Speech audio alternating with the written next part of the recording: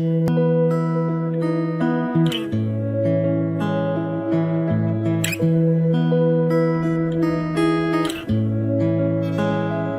everybody, Jim Phillips here. Welcome to another episode of Java with Jim. I trust you are doing well.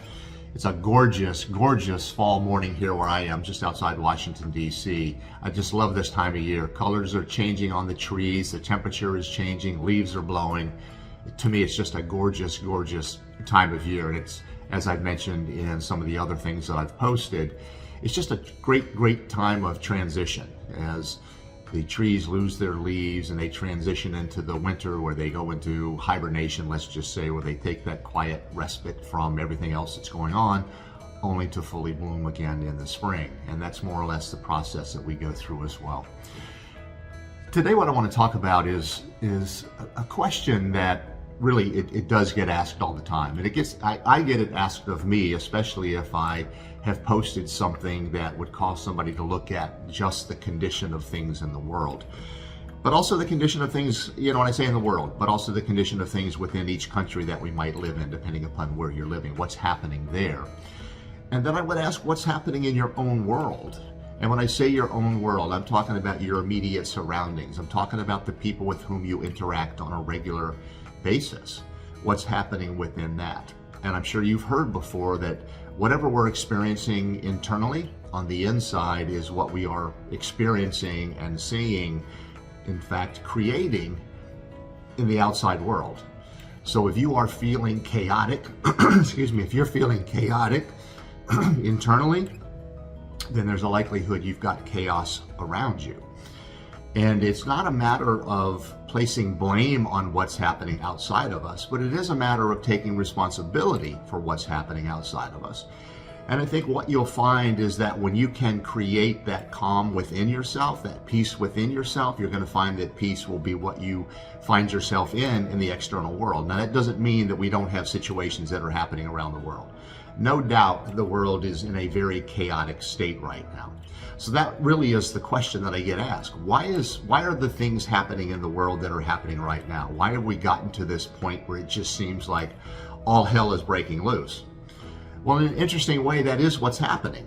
All hell is breaking loose, but for us to get out of the hell, we have to have it come to the surface. We have to have it actually take place, and then we have to take responsibility for it, individually and collectively.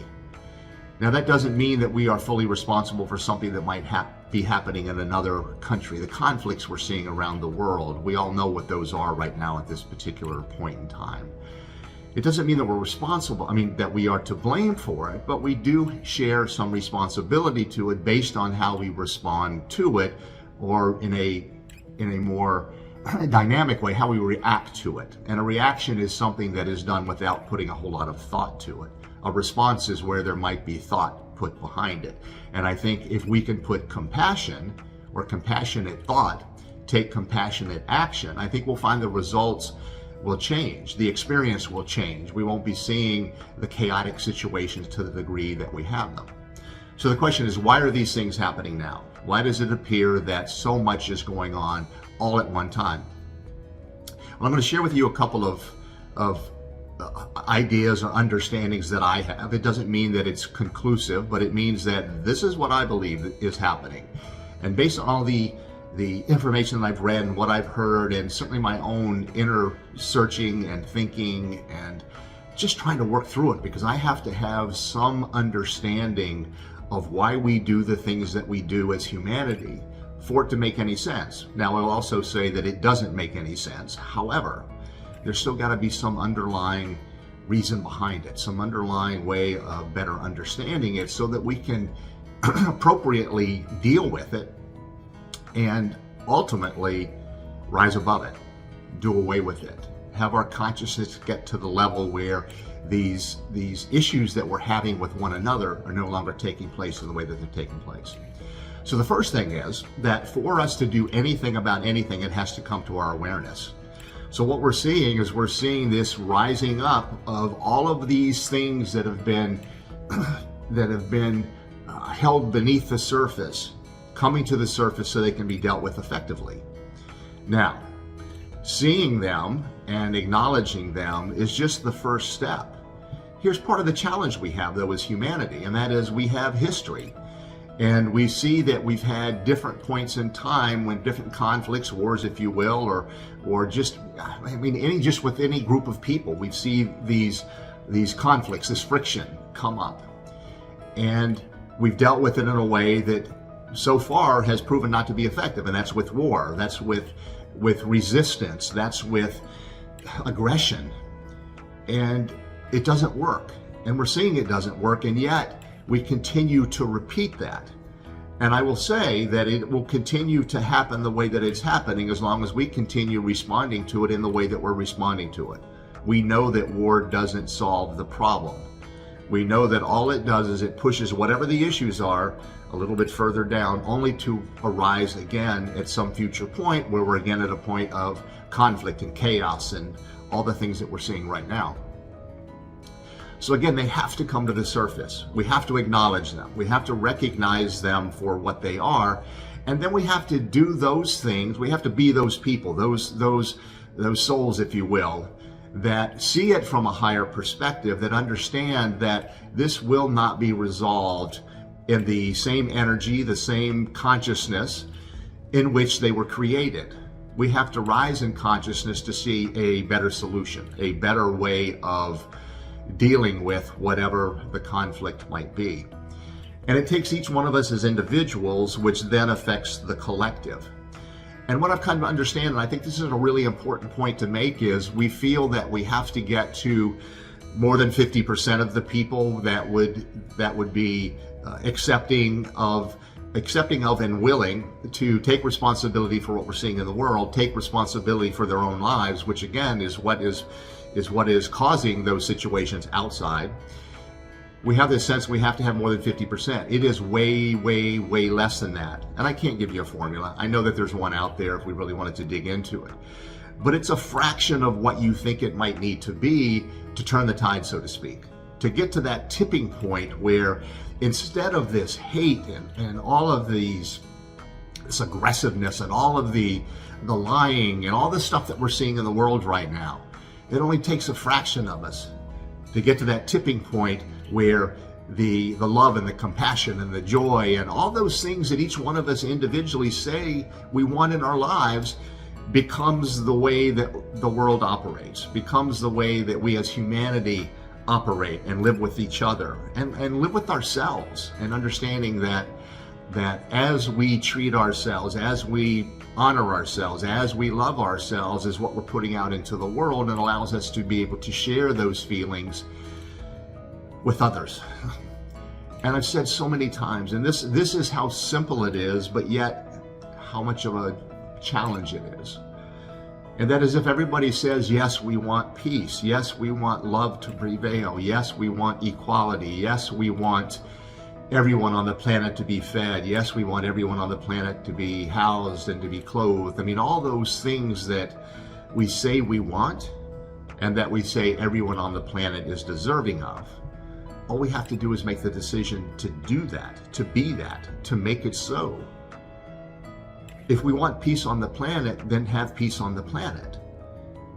Don't act towards other people the way that we're seeing other people acted towards.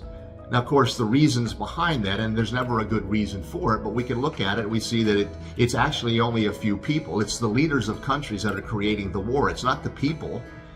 The vast majority of people don't even know what the war is all about. And whatever they do know about the war, it's only because they're being told by those in a position of power, this is what the war is about. But that's only to feed the decisions that are being made by those who are in power, that are saying we need to go to war, or we need to fight, or we need to do this, or we need, whatever the case is. It's never the people that are doing that. It's the few in power. So how do we change that to begin with? We change the people we put in power. Now, yes, there are challenges with that sometimes. Sometimes there are situations where we don't really put the people that we want in power, the people that would be in the best interest of all concerned, really working on behalf of all of the people. And I'm not just talking about here in the United States, I'm talking about globally. But that's something we have to become focused on. We have to say, we have to have that strong desire and the willingness to follow through on that. Now, the willingness and the desire, it's not about pushing back. It's not about that creating that tension, because the more we create that tension, the more we push back, the more energy we're actually giving to the situation. And the more energy we give to the situation, the more difficult it is to overcome. And I'm not saying we just sit back and allow things to be the way they are. No, we live from the place of how we want things to be.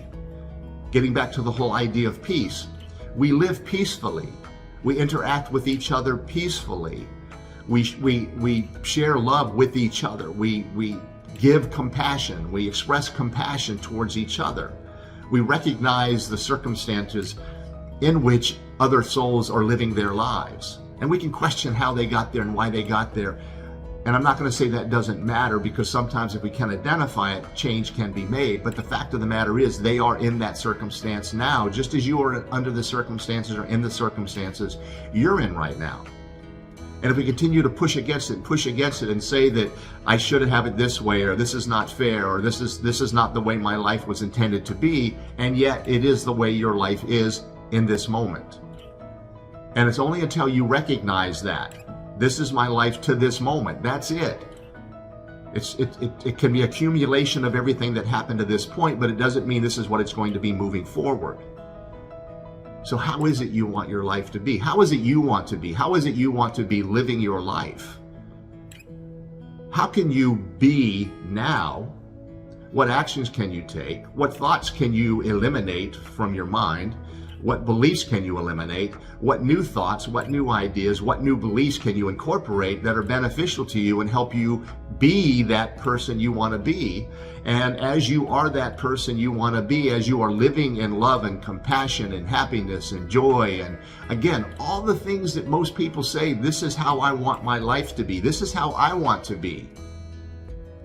It's not until we make that conscious decision, that is who I am, because it is who we already are. It's not a matter of becoming that. It truly is a matter of allowing that.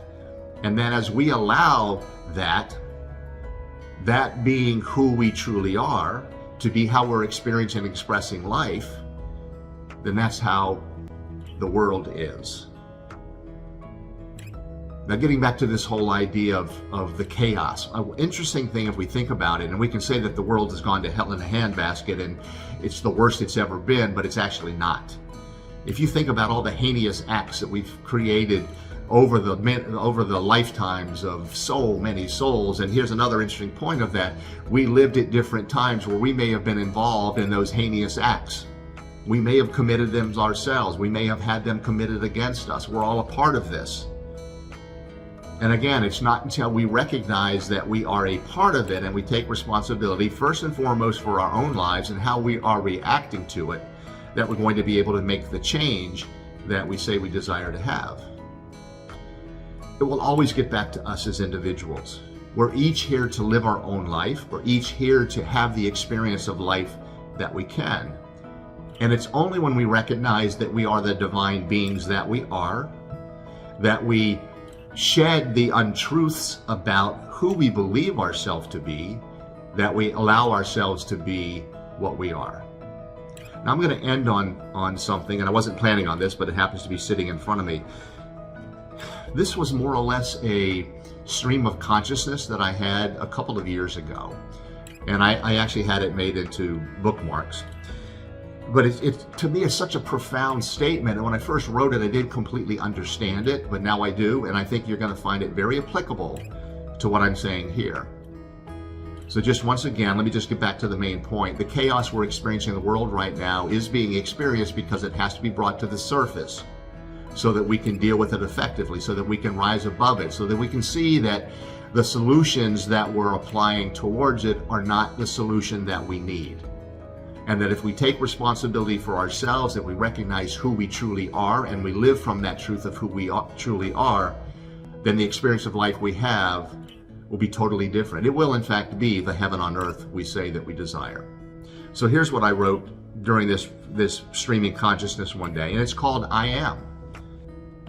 I am who I am, always have been and will be.